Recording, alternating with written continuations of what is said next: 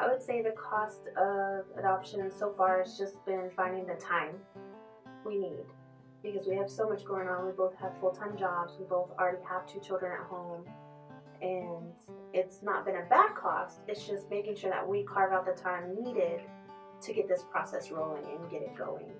I think that the whole process itself has cost us a lot of communication. I mean, we have had to discuss the highs and the lows, the negatives, the positives. We've had to really dig deep. And of course, including our own son into this has also cost, because we're having to explain to him that we're going to expand our family, that there are kids out there that don't have solid homes. There are kids out there that don't have a mom and a dad, and that they need a mom and a dad.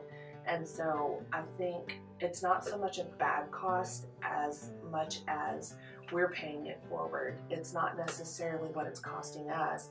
It's opening our eyes to the needs that are out there, and opening our eyes to the fact that there are kids out there that need that kind of love, and we're the kind of family that wants to give that love. It's really just the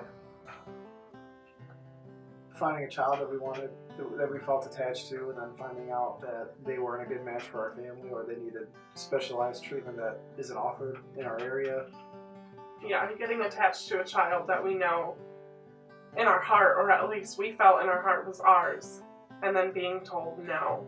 I think the first time that happened was probably the most devastating.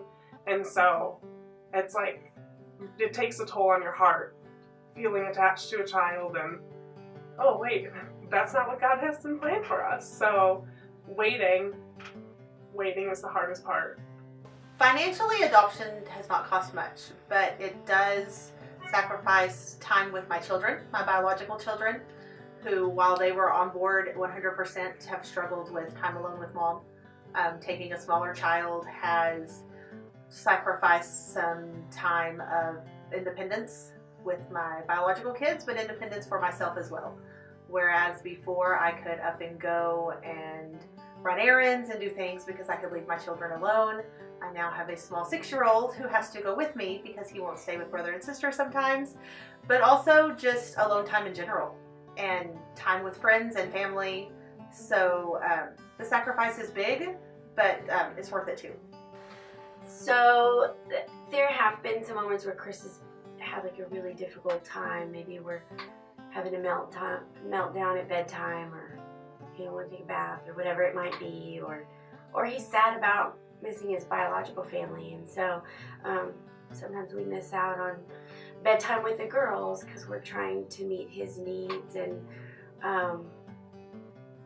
so I think in some ways the things that we've been used to with our own children, with our biological children, we miss out on some of that to make sure that we're meeting his needs, which is also important. We had kind of an easy life with 2 little girls that looked just like us, and that we knew from the very beginning from when they were, when Christy was pregnant, and so we got to have all of that time. And then all of a sudden we had a 9-year-old, and we didn't know anything about 1 through 8 and how he developed and why he thought the way he did. It's really hard to not know answers, and we often do not know answers, whether it's questions he asks or we're asking, and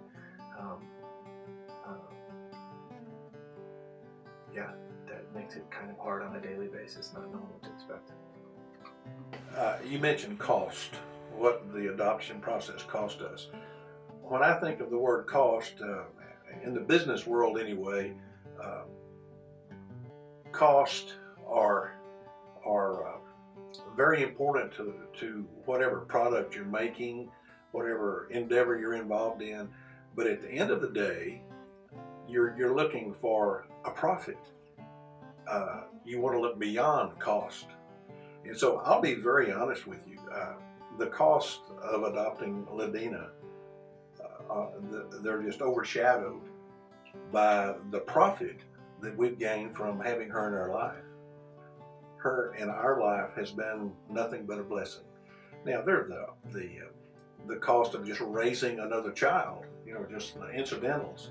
But it's like raising your own natural born children. There are costs there as well.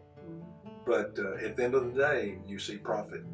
And that's what has been the blessing for Kay and I, or me, is the blessing that has come from it.